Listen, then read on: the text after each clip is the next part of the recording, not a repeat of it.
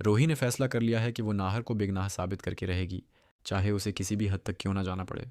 उसी अज़्म के साथ वो उस अस्पताल पहुंचती है जहां शीतल का कत्ल हुआ था। माहौल सुनसान है, हल्की सी धुंध, लंबा सा कॉरिडोर और एक झकी हुई बूढ़ी औरत लाठी टेकती आहिस्ता आहिस्ता आगे बढ़ रही है। लेकिन वो कोई आम औरत नहीं, वो रोही है। चेहरे पर झरियों का मेकअप, सफ़ेद बालों की विग, मोटा चश्मा, कांपते हाथ और बदली हुई आवाज़। अगर कोई सामने से देखे तो पहचान भी ना सिके कि ये वही रोही है जिसके मंगेतर नाहिर पर कत्ल का इल्ज़ाम है।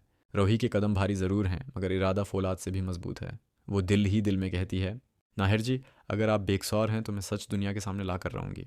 अस्पताल के अंदर सब कुछ मामूल के मुताबिक है। डॉक्टर, नर्सें, वार्ड बवाए। किसी को अंदाज़ा नहीं कि एक लड़की अपनी पहचान छिपाकर सच की तलाश में यहाँ आई है। रूही उस वार्ड की तरफ बढ़ती है जहाँ शीतल को आखिरी बार देखा गया था।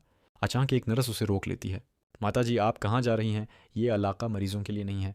रूही फ़ौरन किरदार में आ जाती है। कांपती आवाज़ में कहती है, बेटी, मेरी बहू यहाँ दाखिल थी, मैं उसे देखना चाहती हूँ। उसका नाम शीतल था। नर्स का चेहरा संजीदा हो जाता है। आपको मालूम नहीं, वो मरीज़ा अब जिंदा नहीं। और केस की तफ्तीश जारी है। यहाँ किसी को आने की इजाज़त नहीं। ये क्राइम सीन है।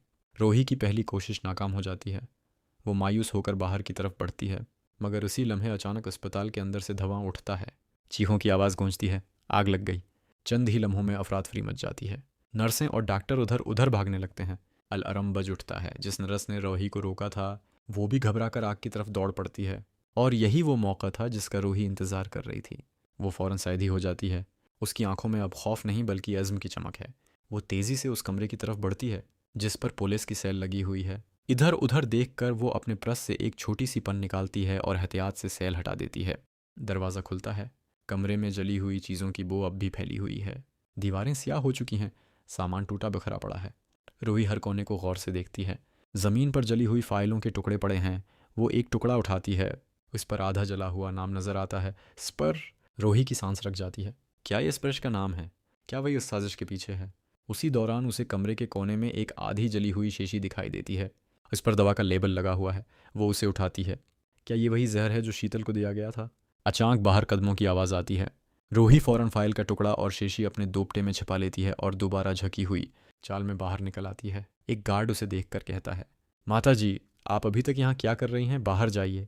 रूही कांपती आवाज़ में जवाब देती है, बेटा, रास्ता भूल गई थी। गार्ड उसे बाहर तक छोड़ देता है। अस्पताल के गेट से निकलते ही रूही गहरी सांस लेती है। उसकी आंखों में आंसू हैं, मगर इस बार खौफ के नहीं, उम्मीद के। वो आसमान की तरफ देखकर कहती है, नाहिर जी, अब सच ज़्यादा दौर नहीं।